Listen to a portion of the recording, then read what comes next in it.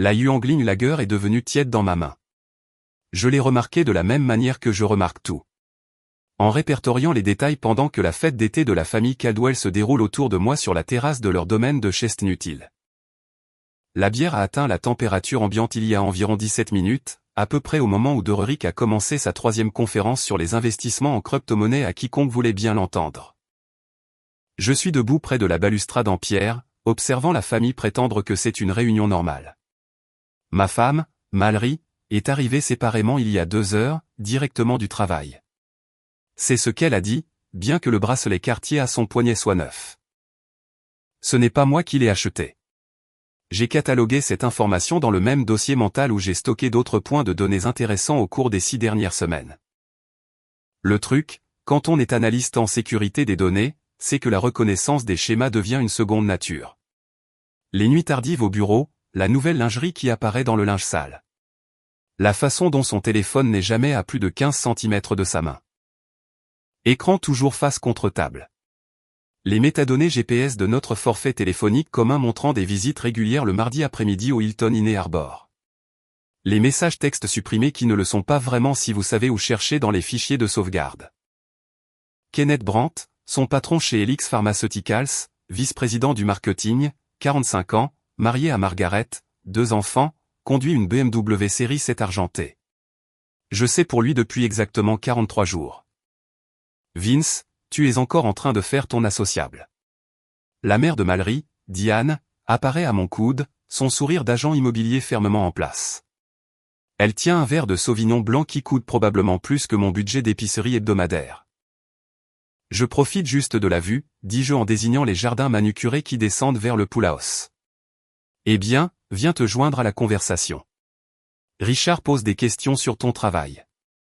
Je la suis jusqu'au groupe principal rassemblé autour de la table du patio. Mallory rit de quelque chose que Kenneth a dit. Attends, Kenneth n'est pas là. Elle rit de quelque chose que Derick a dit. Sa sœur cadette, Claire, en est déjà à son 3e verre de Prosecco, les joues rouges et son filtre complètement désactivé. Le voilà, annonce Derick alors que j'approche. L'homme qui lit vraiment les termes et conditions avant de cliquer sur accepter. Rire poli. J'ai déjà entendu cette blague. Je suis, selon le consensus de la famille Caldwell, incurablement ennuyeux, prévisible. Le genre de personne qui organise ses dossiers de travail par ordre alphabétique et arrive pile à l'heure à chaque événement. Vince, tranche un débat, dit Richard, le père de Mallory, en faisant un geste avec son verre de scotch.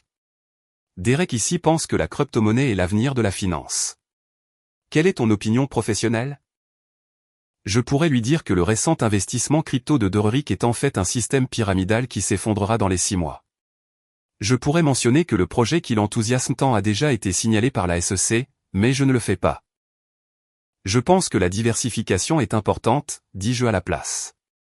Aucun investissement unique ne devrait représenter plus de 10% de votre portefeuille. Derek lève les yeux au ciel. Tu vois, c'est exactement de ça que je parle. Tu as tellement peur du risque, mec. La fortune sourit aux audacieux. La fortune sourit à ceux qui sont préparés, répliquai-je, mais il s'est déjà détourné, se lançant dans une autre explication de la technologie blockchain au cousin de Mallory. Je vérifie ma montre. 19h43 dans environ 2 minutes, si le schéma se maintient, Claire dira quelque chose d'inapproprié. Elle y travaille depuis le début de la soirée, ses commentaires devenant de plus en plus pointus. 19h44, 19h45. Et Vince, dit Claire, sa voix portant à travers la table avec le genre de volume qui ne vient que du vin cher et de l'immunité sociale. Question sérieuse. Quand Mallory finira par se mettre avec Kenneth, tu vas pleurer ? Genre, en public ? La terrasse devient silencieuse. Je compte. 2,8 secondes de silence absolu avant que la réaction ne frappe. Puis les rires éclatent. Derick se plie en deux. Diane tape même dans ses mains. Richard glousse dans son scotch. Les cousins échangent des regards ravis. La grand-mère de Mallory a l'air confuse, mais elle est à moitié sourde, alors peut-être qu'elle n'a pas entendu. Mallory ne me défend pas. Au lieu de cela, elle se penche en arrière sur sa chaise, ce parfait sourire de directrice marketing s'étalant sur son visage. Le même sourire qu'elle utilise dans les présentations aux clients. Allons, Claire. C'est méchant, dit doucement Simone. La femme de Dereric a toujours été la seule personne de cette famille dotée d'une réelle empathie. Quoi? Claire hausse les épaules en souriant. Je suis juste curieuse. Il est si dénué d'émotions pour tout. Jean, est-ce qu'il a même des sentiments? Honnêtement, dit Mallory, et je peux entendre le vin dans sa voix, le courage liquide. Claire a raison. Vince est pratiquement une statue au lit. Kenneth pourrait probablement m'enlever demain. Et Vince ajusterait simplement ses feuilles de calcul pour tenir compte du changement de statut fiscal. Plus de rire. Plus fort cette fois. Dereric frappe la table. Mec, c'est ta femme, réussit-il à dire entre deux halètements, mais il rit trop fort pour que cela ressemble à une défense. Quoi? Mallory regarde autour de la table, se nourrissant de leur énergie. Je suis honnête. Il est aussi passionné qu'une base de données, aussi excitant que de regarder de la peinture sécher sur un pare-feu. Je pose ma bière sur la table en verre. La condensation a laissé un cercle que j'essuie avec ma serviette.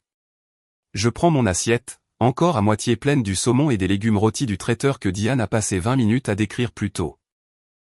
Me levant lentement, j'établis un contact visuel avec chaque personne autour de la table. Claire, qui glousse encore. Derek, essuyant des larmes de ses yeux. Diane, souriant avec indulgence à ses filles. Richard, l'air vaguement mal à l'aise, mais pas assez pour protester. Les cousins, les tantes, la grand-mère de Mallory. Simone, la seule personne qui ne rit pas, et Mallory, ma femme depuis 9 ans, me regardant avec un mélange d'amusement et de mépris. Compris, dis-je. Puis je me dirige vers ma voiture.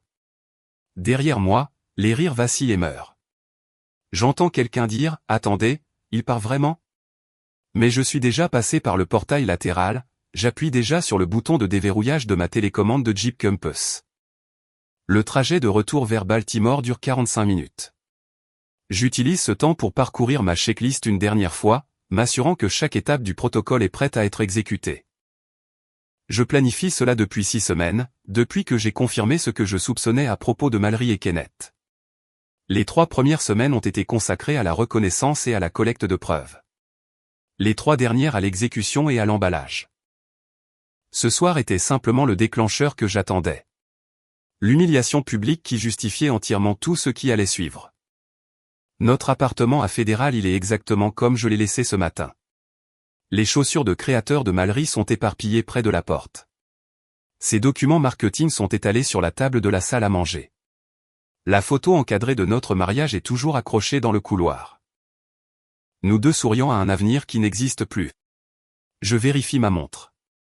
20h35, le camion de déménagement est garé à 2 rues de là, déjà chargé de tout ce qui m'importe. J'emballe depuis 3 semaines, une boîte par-ci, une boîte par-là. Rien que Mallory n'aurait remarqué. Elle ne m'a pas vraiment regardé, depuis des mois. J'éteins l'ordinateur de bureau que nous partageons, celui que Mallory utilise pour consulter ses emails et faire des achats en ligne. Je n'en aurai plus besoin. Tout ce qui est important est déjà sauvegardé sur un stockage cloud crypté, accessible uniquement par mois. 20h45, j'ouvre mon application bancaire et exécute le virement que j'ai programmé il y a 2 semaines. 67 000 $ passent de notre compte d'épargne joint à mon nouveau compte à la First National of Richmond. C'est exactement le montant que j'ai contribué en 9 ans de mariage. Pas $1 de plus. Tout est parfaitement légal. 20h50, j'appelle notre opérateur de téléphonie mobile et me retire du forfait familial.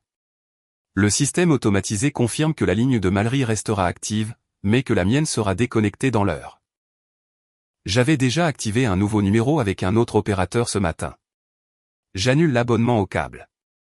Les services de streaming, la livraison de kits repas que Mallory adore et que je n'ai jamais voulu. 21h. Je me connecte au portail du propriétaire et soumets mon préavis de 30 jours, retirant mon nom du bail. J'avais appelé Madame Henderson il y a 3 semaines et lui avais expliqué la situation. Elle avait été compréhensive et avait accepté de ne rien mentionner à Mallory avant mon départ. L'enveloppe Kraft est posée sur le comptoir de la cuisine, positionnée exactement au centre où Mallory ne peut pas la manquer. À l'intérieur, une demande de divorce déjà déposée auprès du tribunal. Un tableau de répartition des actifs montrant ma revendication légale sur les fonds que j'ai retirés. Un dossier de preuve avec des photos horodatées d'elle et de Kenneth dans 3 hôtels différents. Des relevés de cartes de crédit soulignant ses achats chez Tiffany et compagnie. Des cadeaux que je n'ai jamais reçus. Des messages textes récupérés où elle dit à Kenneth que je ne me douterai jamais de rien parce que je suis trop inconscient pour remarquer. La note finale, imprimée sur du papier blanc ordinaire, conformément à votre suggestion, j'ai ajusté mes feuilles de calcul. Notre mariage est désormais classé dans les comptes clôturés. Aucune communication supplémentaire n'est nécessaire. 21h30, je charge les derniers de mes effets personnels dans ma voiture. Ordinateur portable, vêtements, la collection de disques vinyles vintage que j'ai commencé à l'université. Des photographies de mes parents, décédés des années avant que je ne rencontre Mallory. Tout le reste peut rester. Je n'ai pas besoin de grand-chose. Je laisse tomber les clés de l'appartement dans la boîte aux lettres de l'immeuble avec un petit cliquetis métallique qui sonne comme une finalité. 21h45, je sors le nouveau téléphone que j'ai activé ce matin, d'un opérateur entièrement différent, et j'envoie un seul texto à Warren Mitchell, mon meilleur ami depuis l'université et la seule personne qui a ce numéro. Fantôme. Sa réponse arrive immédiatement. Bon vent, mon frère. Maintenant, je retire la carte SIM de mon ancien téléphone et la brise en deux. Puis j'écrase le téléphone lui-même sous mon talon dans le parking. L'écran se brise avec un craquement satisfaisant. Demain, je jetterai les morceaux dans des poubelles séparées à travers la ville, mais pour l'instant, la destruction suffit. 22h, je monte dans ma Jeep Compass, fiable, payée, et pleine, et je me dirige vers le sud, en direction de Richmond. Le trajet durera un peu plus de 2 heures. J'ai déjà réservé une chambre d'hôtel pour long séjour sous le nom de la société de conseil pour laquelle je vais travailler. Une entreprise légitime, un emploi légal, un nouveau départ complet. Alors que je m'engage sur LI 95, mon nouveau téléphone vibre avec un texto de Warren. Elle va devenir folle quand elle découvrira. Je réponds d'une main, les yeux sur la route. C'est le but. Le truc avec la sécurité des données, c'est de savoir quelles informations protéger et lesquelles utiliser comme une arme. Je construisais cette stratégie de sortie depuis 6 semaines. Chaque détail cartographié, chaque éventualité planifiée. Il pensait que j'étais une statue. Les statues ne ressentent pas la douleur, mais elles n'oublient pas non plus, et elles ne pardonnent certainement pas. À minuit, je suis enregistré à l'hôtel dans le quartier de Choco Bottom à Richmond. La chambre est petite et anonyme, exactement ce dont j'ai besoin. Je déballe mon ordinateur portable et me connecte au système de surveillance que j'ai mis en place il y a des semaines. L'application de suivi sur le téléphone de Mallory se synchronise avec le cloud, accessible depuis n'importe quel appareil où je suis connecté. Les alertes de la carte de crédit commune arrivent sur mon email. Le renifleur de paquets sur notre réseau domestique enregistre chaque visite de site web, chaque email envoyé, tout est stocké à distance. Je ne fais rien d'illégal. Tout ce que je surveille, j'y ai un accès légal en tant que son mari, pour l'instant. La demande de divorce lui donne 60 jours pour répondre. Si elle ne le fait pas, le tribunal accordera une dissolution par consentement mutuel. Je me sers un bourbon de la bouteille que j'ai achetée au magasin d'alcool à côté de l'hôtel. Il est temps de regarder les retombées commencer. Selon l'application de suivi, Mallory est à l'appartement de Kenneth à Arbor East. Elle y est allée après la fin de la fête vers 20h. Les données de localisation montrent qu'elle y est depuis, ce qui signifie qu'elle a menti à sa famille sur l'endroit où elle allait après mon départ. Encore une fois, je note le point de données, l'ajoutant à ma base de données croissante. Elle ne rentre pas à la maison avant 6h45 le lendemain matin. À ce moment-là, je suis à plus de 150 km, en train de boire un café dans un dîner de Richmond lorsque mon système de surveillance m'alerte que quelqu'un est entré dans notre appartement. Je regarde à travers les journaux réseau alors que le téléphone de Mallory se connecte au Wi-Fi, puis se déconnecte immédiatement. Elle a trouvé l'enveloppe. 15 minutes passent. Puis les appels commencent à pleuvoir sur mon ancien numéro, celui qui est maintenant déconnecté. 12 appels en 20 minutes. Les messages textes s'accumulent, non livrables. Elle essaie par email, mais j'ai mis en place une réponse automatique qui renvoie tout. À 7h30, mon système de surveillance la montre appelant sa mère, puis Claire, puis Derek, puis de nouveau sa mère. À 8h, le chat de groupe de la famille Caldwell, dont je ne fais plus partie, explose. Je le sais parce que Warren y est toujours. Mallory l'a ajouté il y a des années lors d'une fête, et il m'envoie des captures d'écran sur mon nouveau compte email crypté. Derek, qu'est-ce que tu as fait? Claire, oh mon Dieu, Mallory. Qu'est-ce qui s'est passé? Diane, Vincent, nous devons parler de ça comme des adultes. Richard, c'est absurde. Appelle-nous immédiatement. Mallory, il est parti. Tout est parti. L'argent, ses affaires, tout. Il a laissé des papiers de divorce. Claire, comment ça, des papiers de divorce? Mallory, il sait pour Kenneth. Il a des photos. Il a tout. Le chat de groupe se tait après ça. 3 jours plus tard, Mallory se présente au magasin de disques de Warren à Felpoint. Il m'envoie une photo d'elle à travers la vitrine avant qu'elle n'entre. Elle a l'air terrible. Cheveux sales, pas de maquillage, en pantalon de survêtement.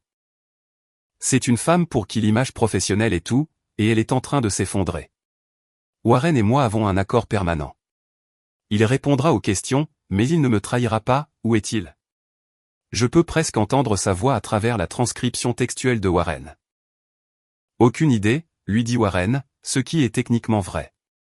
Il connaît la ville, mais pas mon adresse exacte. Tu es son meilleur ami. Tu dois savoir quelque chose. Je sais que tu l'as humilié devant toute ta famille. Je sais que tu le trompes depuis des mois. Je sais qu'il en a fini avec tout ça.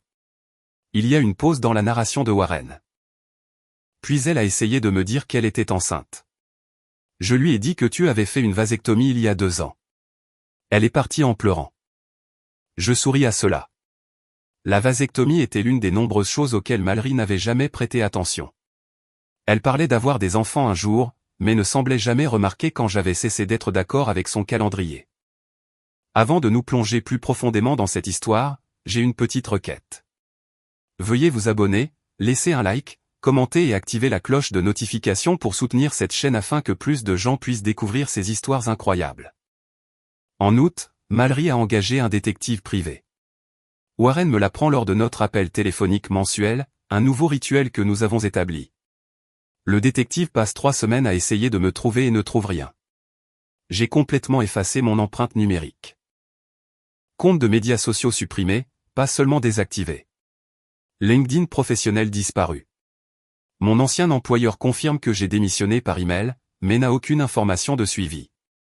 La beauté de travailler dans la sécurité des données, c'est de savoir exactement comment disparaître. Mon nouveau travail est dans une société de conseil en cybersécurité basée à Richmond. Ils sont heureux d'avoir quelqu'un avec mon expérience en conformité des soins de santé et ils ne posent pas de questions sur mon emploi précédent au-delà des vérifications de références standards. Je travaille à distance depuis un petit appartement dans le Fan District, un quartier de maisons en rangées historiques et de rues bordées d'arbres. L'appartement est minimaliste. Meubles IKEA, ustensiles de cuisine de base, un matelas d'un magasin d'entrepôt local. Tout ce dont j'ai besoin, rien de superflu. Derek est passé au magasin la semaine dernière, me dit Warren lors de notre appel d'octobre. Il avait l'air stressé. Qu'est-ce qu'il voulait? Il n'a pas voulu le dire directement, mais je suppose que c'est de l'argent. Sa femme Simone était avec lui. Elle s'est en fait excusée pour la fête. Simone a toujours eu plus de bon sens que le reste d'entre eux. Mallory a emménagé avec Kenneth, poursuit Warren. Enfin, il lui paie un appartement à Locust Point. Ils essaient de garder ça discret, mais tu sais à quel point Baltimore est petit. Je sais. Je sais aussi que Kenneth est toujours marié à Margaret et n'a aucune intention de la quitter. J'ai surveillé ses cartes de crédit, celle où Mallory est une utilisatrice autorisée. Ils paient leur dîner en espèces maintenant, essayant de cacher la trace, mais les retraits d'espèces aux distributeurs automatiques créent leur propre schéma. Tu les surveilles toujours, demande Warren. Je suis un analyste de données, Warren. Je surveille tout. Décembre amène les premières vacances familiales sans moi. Warren m'envoie une photo d'Instagram que Claire a postée puis rapidement supprimée. Le dîner de Noël de la famille Caldwell, avec une chaise manifestement vide à table. Mallory n'est pas sur la photo. Elle a dit à sa famille qu'elle avait une conférence de travail, mais les métadonnées montrent qu'elle est en fait dans un hôtel à Annapolis avec Kenneth. Derrick boit beaucoup sur la photo, les yeux rouges. Simone a l'air misérable. Claire et son fiancé, Boyd, sont assis raidement, clairement mal à l'aise. Warren m'appelle ce soir-là. Simone a dit quelque chose d'intéressant au magasin aujourd'hui. Quoi donc? Elle a dit, peut-être qu'on aurait dû mieux le traiter. Derick a pété les plombs. Il a commencé à crier que tu avais abandonné ta femme pour une blague. Simone lui a dit que peut-être Mallory avait abandonné le mariage en premier. Comment ça s'est passé? Derick est sorti en trombe. Simone est restée et a acheté un disque de Miles Davis. Elle a dit qu'elle avait besoin de quelque chose de calmant. En février, l'investissement en crypto-monnaie de Derick s'est complètement effondré. Warren l'apprend par le réseau de commérage du quartier. 150 000 $ partis en fumée. Cela inclut les 28 000 $ que je lui avais prêtés il y a 2 ans. De l'argent qu'il avait juré de rembourser dans les 18 mois. Il se présente au magasin de Warren un mardi après-midi, désespéré. J'ai besoin de joindre Vince, dit Derek. Je ne peux pas t'aider, répond Warren. C'est une urgence. Une urgence financière. Le prêt qu'il t'a fait? Comment tu sais ça? Vince me dit des choses. Qu'est-il arrivé à ton investissement en or? Le visage de Derick s'effondre. C'était une arnaque. J'ai besoin de récupérer l'argent. Je dois rembourser mon prêt sur valeur domiciliaire ou nous allons perdre la maison. Warren m'envoie par texto une photo de la carte de visite que Derek laisse. Au dos, d'une écriture désespérée, Vince, s'il te plaît. J'avais tort. J'ai besoin de ton aide. Appelle-moi. Je réponds à Warren par texto, moi 8. Pas encore. Avril amène la panique du mariage de Claire. La cérémonie est prévue pour la mi-juin au Murion Cricket Club, une petite affaire élégante avec 150 invités. Tout le cercle social de la Mainline de Philadelphie sera là, ce qui signifie que tout le monde posera des questions sur moi. Claire essaie de me joindre par email. Le message revient, non livrable. Elle se présente au magasin de Warren un samedi après-midi, les larmes coulant déjà sur son visage. S'il vous plaît, supplie-t-elle. Je dois lui présenter mes excuses. Tu as déjà essayé, dit Warren, sans méchanceté. L'email a été retourné. Peux-tu lui dire que je suis désolé? Peux-tu lui dire que j'étais ivre, stupide et jalouse? Jalouse de quoi? De la stabilité de sa vie, de sa sécurité. J'étais fiancé à un type qui s'est avéré me tromper. Et il y avait Vince, juste stable et fiable, et Mallory le traitait comme une ordure, et je le détestais de ne pas se défendre. Warren m'envoie la transcription. Je la lis 2 fois. Est-ce qu'il va bien? Demande Claire. Est-ce qu'il est même en vie? Il va bien. Mieux que bien. Lui parleras-tu du mariage? Je lui en parlerai. Quand Warren m'appelle ce soir-là, je suis assis dans mon appartement de Richmond, travaillant sur un audit de sécurité pour un système hospitalier du nord de la Virginie. Claire est passée, dit-il. Elle pleurait vraiment. S'excusait sincèrement. Notez. Elle t'a invité au mariage. Le 15 juin. Je sais. J'ai suivi les préparatifs. Cérémonie au Murion Cricket Club à 17 h, réception jusqu'à 22 h. Il y a une pause. Bien sûr que tu le sais. Est-ce que tu y vas? Ça dépend de comment les 6 prochaines semaines se dérouleront. Parce qu'en mai, tout converge magnifiquement. Kenneth demande le divorce de Margaret le 3 mai. Ça la prend complètement par surprise. 16 ans de mariage, 2 adolescents, et il prétend qu'ils se sont éloignés. Il emménage dans un appartement de luxe à Arbor East. Le genre d'endroit avec un portier et une vue sur le port. Mallory pense qu'elle a gagné. Je le vois dans ses dépenses de carte de crédit, les dîners coûteux, les nouveaux vêtements, la compte sur une location de meubles pour l'appartement de Kenneth. Mais Margaret est plus intelligente que Kenneth ne l'avait prévu. Elle trouve les relevés de carte de crédit qu'il pensait avoir cachés. Elle voit le schéma des frais d'hôtel, des factures de restaurant pour 2, des achats en bijouterie. Elle reconnaît les dates. Tout cela pendant ses prétendus voyages d'affaires et ses nuits tardives au bureau. Elle engage un expert comptable judiciaire, et c'est là que les choses deviennent intéressantes. Le comptable découvre que Kenneth a utilisé son compte de frais d'entreprise chez Helix Pharmaceuticals pour financer sa liaison. 47 000 $ sur 18 mois, des inscriptions à des conférences qui étaient en fait des chambres d'hôtel, des dîners de clients qui étaient des escapades romantiques, des frais Uber de l'appartement de Mallory à son bureau, tous déclarés comme transport professionnel. Margaret ne va pas voir Kenneth. Elle va directement au département des ressources humaines de Helix avec une plainte officielle et 300 pages de documentation. Kenneth est suspendu en attendant l'enquête le 22 mai. Le 30 mai, le directeur financier a découvert d'autres irrégularités, des coûts de conférences gonflés, des paiements à des fournisseurs fantômes, une comptabilité créative qui franchit la ligne du douteux au criminel. Kenneth est licencié le 2 juin. Escorté hors du bâtiment par la sécurité, son badge d'accès désactivé, sa voiture de société reprise dans le garage. Mallory, dont la carrière a été étroitement liée au patronage de Kenneth, se retrouve soudainement sous surveillance. Ses notes de frais sont auditées. Ses chiffres de vente sont remis en question. Elle est placée sous un plan d'amélioration des performances, ce que tout le monde dans le monde de l'entreprise sait être la première étape vers le licenciement. La famille Caldwell tient une réunion d'urgence le 8 juin, une semaine avant le mariage de Claire. Je le sais parce que Simone envoie un texto à Warren, et Warren m'envoie un texto. Ils essaient de trouver quoi faire de la situation Vincent. Comment expliquer mon absence au mariage? S'il faut déposer un avis de recherche alors que la police leur a déjà dit en juillet que je suis un adulte qui est parti volontairement. Derek risque la saisie immobilière dans 30 jours. Kenneth est au chômage et fait face à des accusations de détournement de fonds. La carrière de Mallory part à la dérive. Le mariage de Claire est dans 7 jours, et elle doit expliquer à tout le monde pourquoi le mari de sa sœur n'est pas là.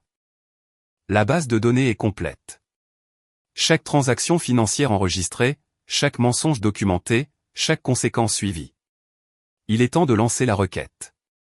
J'achète un nouveau costume pour le mariage. Gris anthracite, taillé sur mesure pour ma nouvelle silhouette.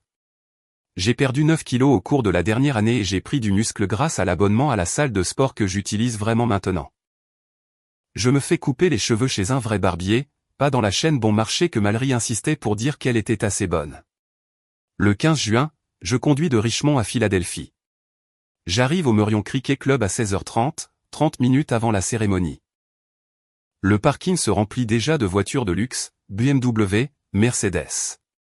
Je gare ma voiture dans la dernière rangée et vérifie mon apparence dans le rétroviseur. J'ai bonne mine, meilleure que je n'en ai eu depuis des années. Confiant, en bonne santé, libre. La coordinatrice du mariage m'arrête à l'entrée. Votre nom, s'il vous plaît? Vincent Reeves. Elle scannait sa liste en fronçant les sourcils. Puis ses yeux s'écarquillent légèrement. Oh, monsieur Reeves. Oui, vous êtes sur la liste. Bienvenue. Je peux voir la curiosité dans son expression, les ragots qu'elle a probablement entendus sur le mystérieux mari disparu, mais elle est assez professionnelle pour ne pas poser de questions. Le rassemblement pré-cérémonial se déroule sur la terrasse du club qui surplombe le terrain de golf. Je reconnais la plupart des visages. Les membres de la famille Caldwell, les amis de Mallory de chez Helix, les collègues de Claire dans la vente pharmaceutique. Les murmures commencent dès que j'entre. Dererick me voit en premier. Il pâlit, manquant de laisser tomber son verre. Simone, debout à côté de lui, sourit. C'est le premier sourire sincère que j'ai vu de l'un d'entre eux depuis des années. Richard s'approche avec prudence, comme si j'étais un animal sauvage qui pourrait s'enfuir. Vincent, mon fils, nous nous sommes inquiétés pour toi. Pas besoin de s'inquiéter, Richard. J'ai été bien. Où étais-tu? À Richmond. Travaillant, vivant, m'épanouissant, en fait. Dererick apparaît à mon coude, transpirant malgré le temps agréable de juin. Vince, mec, il faut qu'on parle. Le faut-il? Je ne me souviens pas avoir programmé une conversation. C'est à propos de l'argent. Le prêt. J'ai des problèmes. J'ai besoin. De quoi, Derek? Du prêt que tu étais censé rembourser il y a 6 mois? Le prêt que tu as dépensé dans des arnaques de crypto-monnaie après que je t'ai spécifiquement mis en garde sur la diversification? Sa bouche s'ouvre et se ferme. Comment savais-tu pour? Je suis un analyste en sécurité des données, Derek. L'information est ma spécialité. La cérémonie elle-même est magnifique. Claire a l'air sincèrement heureuse en descendant l'allée dans sa robe élégante. Boyd semble être un type bien, un pilote de ligne avec un visage honnête et des manières directes. Il n'a aucun contexte pour la tension qui émane de la section de la famille Caldwell. La façon dont tout le monde continue de me regarder. Je suis assis dans la dernière rangée, observant tout. Mallory est la demoiselle d'honneur, debout à l'hôtel dans une robe de demoiselle d'honneur bleue qui a probablement coûté plus cher que mon loyer mensuel. Elle ne cesse de se tourner pour me regarder, son expression illisible. Pendant les vœux, quand Boyd promet d'aimer et de chérir Claire dans la maladie et la santé, pour le meilleur et pour le pire, je vois les yeux de Claire dériver vers moi. Elle pleure, et je ne pense pas que ce soit entièrement de joie. Le cocktail de la réception est l'endroit où les choses deviennent intéressantes. J'approche Claire et Boyd alors qu'ils font le tour, remerciant les invités d'être venus.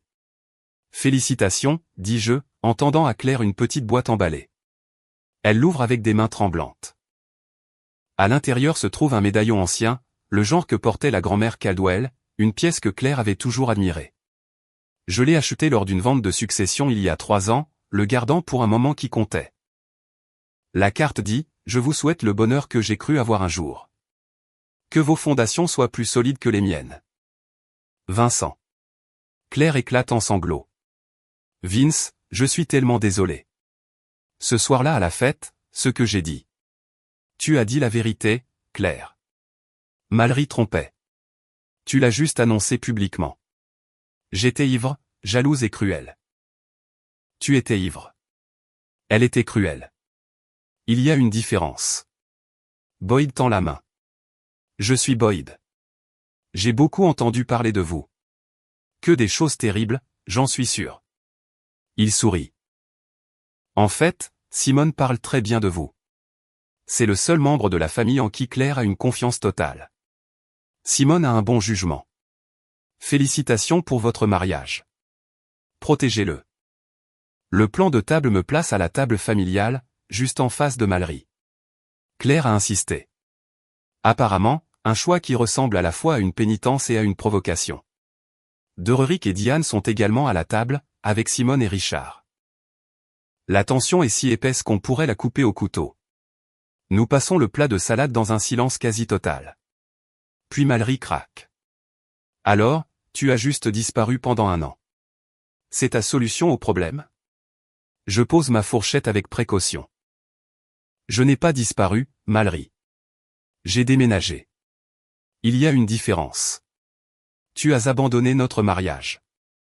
Choix de mots intéressants de la part de quelqu'un qui a passé 18 mois à coucher avec son patron. Derek commence à interrompre. Vince, ce n'est pas l'endroit. Tu as raison, Derek. Un mariage n'est pas non plus l'endroit pour des discussions financières. Mais puisque tu en as parlé plus tôt, ce prêt dont tu avais besoin, il a été payé. Ta maison est en sécurité. Il me fixe. Quoi? Pourquoi ferais-tu ça? Parce que Simone et tes enfants ne méritent pas de perdre leur maison à cause de tes erreurs. Le paiement est conditionnel. Mets de l'ordre dans tes finances comme un adulte où j'exigerai le remboursement intégral dans les 30 jours, avec intérêt. Simone tend la main par-dessus la table et me serre la main. Merci, Vincent. Diane retrouve sa voix. Vincent, nous sommes toujours une famille. Nous pouvons sûrement résoudre ça. Diane, tu as applaudi quand ta fille m'a traité de statue au lit. Tu as ri. Quelle dynamique familiale suis-je censé résoudre? Elle n'a pas de réponse à cela. Mallory essaie une autre approche. Vince, pouvons-nous parler en privé? Nous pouvons parler ici même. Je n'ai rien à cacher, et toi? C'est ridicule. Tu fais une scène au mariage de Claire. Je suis assis tranquillement à dîner. C'est toi qui crée le drame. Je sors ma tablette, celle que j'ai apportée spécifiquement pour ce moment. Puisque nous sommes tous en famille ici, laissez-moi partager quelques données que j'ai collectées au cours de la dernière année. Je projette mon écran pour que tout le monde à table puisse voir. C'est une feuille de calcul intitulée « Économie de la famille Caldwell, une étude de cas ». La première colonne détaille l'effondrement financier de Derick, l'investissement crypto, les prêts de moi et de ses parents, la ligne de crédit sur valeur domiciliaire, la perte totale de 293 000 $. Statut actuel, saisie immobilière évitée par mon paiement. Une note en bas, peut-être que la banque d'investissement devrait impliquer moins de paris avec l'argent des autres. Le visage de Derek devient violet. Comment as-tu tout ça? Archives publiques, dossier judiciaire. Tu es étonnamment facile à rechercher. La deuxième colonne montre la trajectoire professionnelle de Mallory chez Helix Pharmaceuticals. Évaluation de performance en forte baisse depuis 2024. Statut actuel, plan d'amélioration des performances. Résultats projetés, licenciement dans les 60 jours. Irrégularité sur le compte de frais, 12 000 $ de frais de divertissement clients gonflés. Mallory pâlit. Tu as piraté les fichiers de mon entreprise. J'ai déposé une demande d'accès à l'information auprès du Conseil pharmaceutique de l'État concernant les pratiques marketing. Tout est public. Tu serais surprise de ce qui est légalement disponible. La troisième colonne est Kenneth Brandt. Licenciement de Helix en mai. Accusation de détournement de fonds en attente. Fraude sur compte de frais totalisant 47 000 $. Procédure de divorce engagée par Margaret Brandt. Obligation de pension alimentaire, 6 000 $ par mois. Emploi actuel, aucun. Statut relationnel actuel, inconnu. Kenneth a dit que ces accusations avaient été rejetées, murmure Mallory. Kenneth a menti. Le procureur général de l'État enquête. L'expert comptable de Margaret a trouvé assez de preuves pour un renvoi au pénal. La quatrième colonne est la mienne. Nouvelle carrière en tant que consultant senior en cybersécurité. Augmentation de revenus de 47%. Résidence, Richmond, Virginie.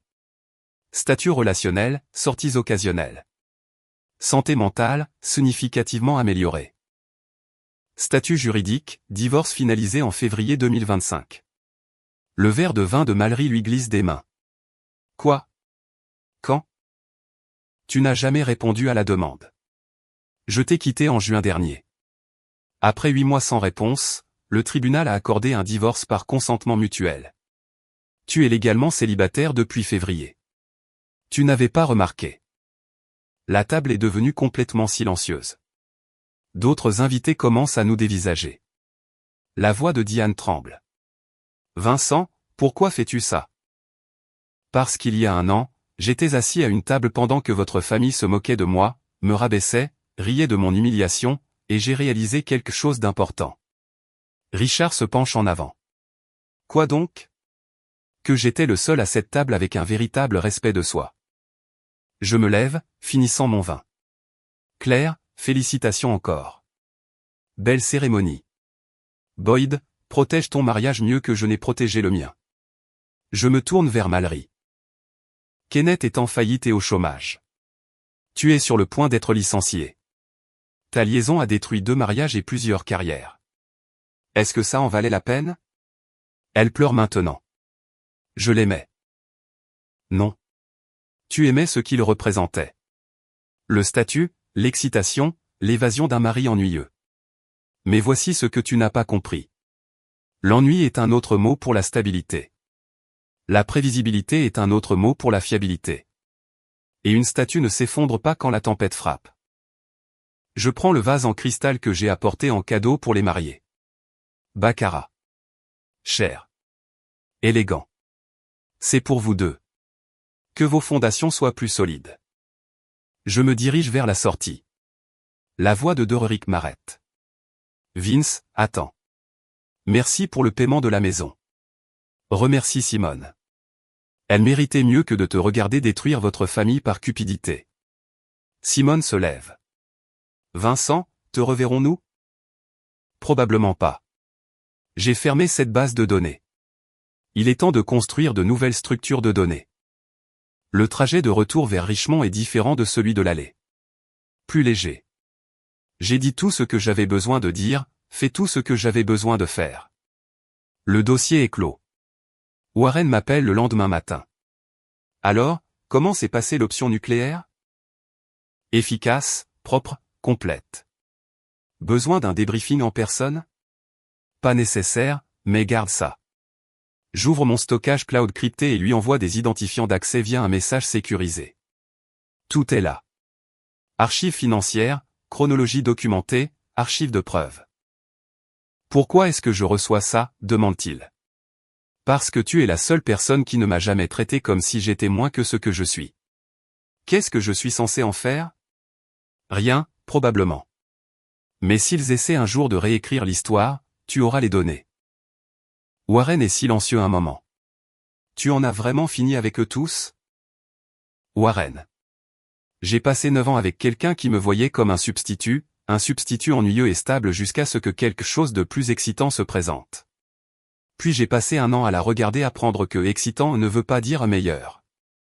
Te sens-tu vengé? Je me sens libre. Warren reste silencieux un long moment. Eh bien, mon frère, je crois que je vais mettre du Tom Petty et porter un toast à ta liberté. I won't back down. Ça semble approprié. Vraiment? C'est un peu facile. Tu n'as littéralement pas reculé pendant 12 mois. Je pense que ça colle. Je souris. Merci d'avoir été mon point d'ancrage, Warren. C'est à ça que servent les amis. On reste en place pendant que tu navigues dans les tempêtes. Prends soin de toi. Toi aussi. Nous terminons l'appel. 6 mois passent. Décembre à Richmond est froid mais gérable. Mon appartement est plus agréable maintenant, toujours minimaliste mais avec de vraies touches personnelles. Des gravures d'architecture encadrées que ma petite amie, Andrea, m'a données. Nous nous sommes rencontrés en septembre dans une librairie de Carytown. Tendant tous les deux la main vers le même livre sur le design urbain. Elle est professeure d'architecture à VCU et elle pense que ma nature méthodique est un atout, pas un défaut. Une bibliothèque avec des livres que je veux vraiment lire, pas les absurdités de développement personnel que Mallory achetait toujours. Des photos des quartiers historiques de Richmond. Le téléphone sonne. Un numéro inconnu de Philadelphie. Je suis sur le point de ne pas répondre, mais la curiosité l'emporte. Vince Reeves. Salut, c'est Claire. S'il te plaît, ne raccroche pas, je ne le ferai pas. De quoi as-tu besoin? Je n'appelle pas parce que j'ai besoin de quelque chose. J'appelle pour te donner des nouvelles. Je t'écoute. Mallory a été licenciée de Helix en août. Elle a déménagé à Baltimore. Elle travaille comme assistante administrative dans un cabinet dentaire. Kenneth est au tribunal, luttant contre des accusations de détournement de fonds. Margaret a obtenu la garde exclusive et la plupart des biens. Et en quoi cela me concerne-t-il? Ça ne te concerne pas. Je pensais juste que tu voudrais savoir. J'ai cessé de les suivre en juillet. Une fois la base de données complète, il n'y avait plus rien à analyser. Elle est silencieuse un moment. Derek et Simone sont en thérapie. Il a un travail normal maintenant. Fini les combines de crypto. Bien. Simone mérite la stabilité. Maman et papa m'ont demandé de te contacter. Ils veulent s'excuser. Dis-leur que j'apprécie le sentiment, mais je ne suis pas intéressé par une reconnexion. Je comprends. Une autre pause. Boyd et moi attendons un bébé. On l'a appris la semaine dernière. Félicitations. Sincèrement. Merci. Et Vince, merci d'être venu au mariage. Je sais que ça t'a coûté quelque chose. Ça m'a permis de tourner la page. Ça en valait la peine. Une dernière chose. Warren m'a envoyé une photo la semaine dernière. Toi et une femme dans son magasin de disques. Elle est magnifique. Je souris. Elle s'appelle Andrea. C'est une professeure d'architecture à VCU. Nous nous voyons depuis 3 mois. Est-ce que c'est sérieux? C'est prometteur. Elle trouve mes histoires d'analyse de données fascinantes au lieu d'ennuyeuses. C'est comme ça qu'on sait que c'est du vrai. Exactement. Je n'appellerai plus, sauf si tu le souhaites. Mais je suis sincèrement désolé pour tout. Je sais. Je te pardonne, Claire. Je ne peux juste pas oublier. C'est juste. Prends soin de toi, Vince. Toi aussi. Je ferme mon ordinateur portable et regarde autour de l'appartement. Andrea sera bientôt là avec sa nourriture chinoise préférée. Nous dînerons et regarderons un documentaire sur l'urbanisme, son domaine d'expertise. Elle m'expliquera la théorie derrière le développement axé sur les transports en commun, et je trouverai ça vraiment intéressant parce qu'elle est passionnée par le sujet. Ils avaient demandé si je pleurais quand Mallory m'a trompé. Je n'ai pas pleuré. J'ai disparu. Et puis j'ai reconstruit. Non pas sur les fondations de leur famille et de leur cruauté désinvolte, mais sur les données auxquelles j'avais toujours fait confiance. Fait, schéma, preuve. La vérité n'a pas fait de moi une statue. Elle m'a rendu incassable. On sonne à la porte. Andrea, pile à l'heure, portant des sacs de nourriture et arborant le sourire qui me fait croire aux secondes chances.